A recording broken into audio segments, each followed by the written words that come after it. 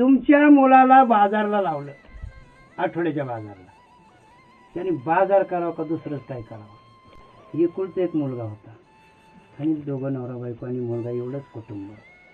त्या बाईला वाटायचं की ह्या आपल्या बाळाला व्यवहार कळावा, म्हणून ती मालकाला म्हणायची, ऐकलं का तुम्ही आता तरी त्याला बाजारला लावा ना, त्याला एक काहीतरी आणणी करू द्या ना, त्याला मग व्यवहार कळन, असं नेहमी म्हणायची.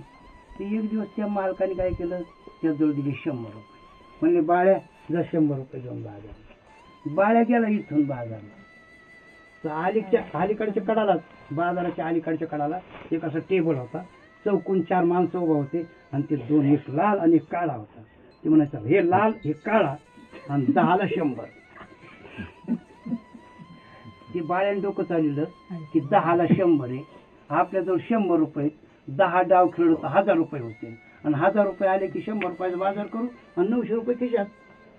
बाळ्याने डोकं चालवलं. बाळ्या गेलता कशाला भाऊ? आई वडिलांनी कशाला पाठवले त्याला? अगोदर बाजार करावा का लाल काळा खेळावा? आपलं काय चाललंय? आणखीन म्हणायचं देवे दिला देह भजना गोमट.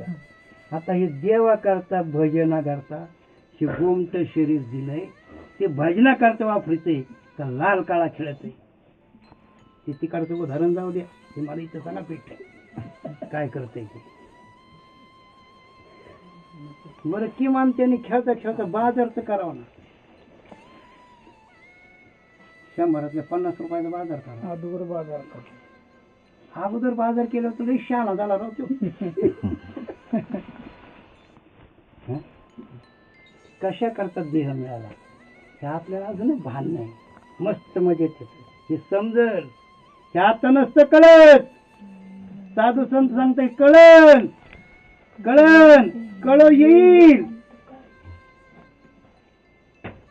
ज्यावेळेस या शरीरातून हा प्राण प्रयाण करण का तेवढंच कळत. कळ येईल अंत काळी प्राण प्रयाणाचे वेळी, मगर राहाती निराळी रांडा पोरे सकळ